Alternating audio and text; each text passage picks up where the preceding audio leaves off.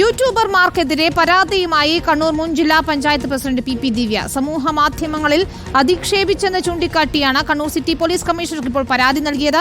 മകളെ കൊല്ലുമെന്ന ഭീഷണി കമന്റിട്ട് തൃശൂർ സ്വദേശിക്കെതിരെയും പരാതി നൽകിയിട്ടുണ്ട്. അർജുൻ കല്യാട് ചേരുന്നു വിശദാംശങ്ങളുമായി. അർജുൻ, ADMന്റെ ആത്മഹത്യയിൽ പ്രതി ചേർക്കപ്പെട്ടതോടുകൂടി പി ദിവ്യക്കെതിരെ രൂക്ഷമായ സൈബർ ആക്രമണമാണ് കണ്ടുകൊണ്ടിരുന്നത്. അതിലാണിപ്പോൾ പരാതി നൽകിയിരിക്കുന്നത് എന്നാണ് മനസ്സിലാക്കാൻ കഴിയുന്നത്. എന്താണ് വിശദാംശങ്ങൾ?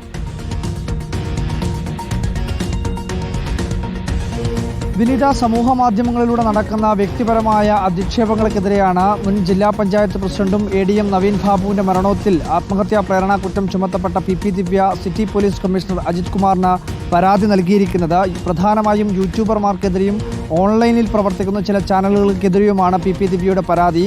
ഈ കേസുകൾ നടക്കുന്ന, അതായത് നവീൻ ബാബുവിൻ്റെ കേസുകൾ നടന്ന പി ദിവ്യ അറസ്റ്റിലായ ഘട്ടത്തിൽ തന്നെ പി ദിവ്യയുടെ ഭർത്താവ് അജിത്ത് കണ്ണപുരം പോലീസ് സ്റ്റേഷനിൽ ഒരു പരാതി നൽകിയിരുന്നു. കുടുംബത്തിനും പി ദിവ്യയ്ക്കും എതിരെ വ്യക്തിപരമായ രീതിയിലുള്ള അധിക്ഷേപങ്ങൾ തുടർക്കഥയാവുന്നു എന്നുള്ള കാര്യം ചൂണ്ടിക്കാട്ടിയാണ് അന്ന് പി ദിവ്യയുടെ ഭർത്താവ് അജിത്ത് കണ്ണപുരം പോലീസ് സ്റ്റേഷനിൽ പരാതി നൽകിയത്. എന്നാൽ അതിനുശേഷവും ഇത്തരത്തിലുള്ള ചില അധിക്ഷേപങ്ങൾ സമൂഹ മാധ്യമങ്ങളിൽ ആവർത്തിച്ച ഒരു സാഹചര്യത്തിലാണ് പി ദിവ്യ ഇത്തരമൊരു പരാതി ഈ സിറ്റി പോലീസ് കമ്മീഷണർക്ക് നൽകിയിട്ടുള്ളത്. യൂട്യൂബറായിട്ടുള്ള ബിനോയ് കുഞ്ഞുമോനും ന്യൂസ് കഫേ ലൈവ് എന്ന യൂട്യൂബ് ചാനലിനെതിരെയുമാണ് പ്രധാനമായും പരാതി. അതിനു പുറമെ പി ദിവ്യയുടെ മുൻപ് പി ദിവ്യ സമൂഹ മാധ്യമങ്ങളിലിട്ട പോസ്റ്റിന് താഴെ നിരവധിയായിട്ടുള്ള കമൻറ്റുകൾ ഇപ്പോൾ പുതുതായി വരുന്നുണ്ട്. അതിൽ പല കമൻറ്റുകളും അധിക്ഷേപ പരാമർശമുള്ളതാണ്.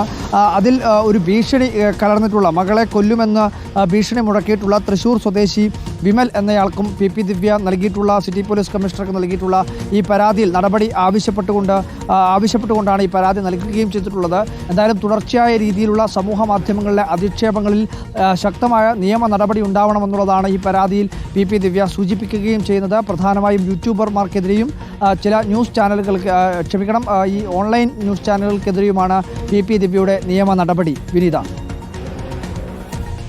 ശരി, അർജുൻ കല്യാട് വിവരങ്ങൾ നൽകുകയായിരുന്നു.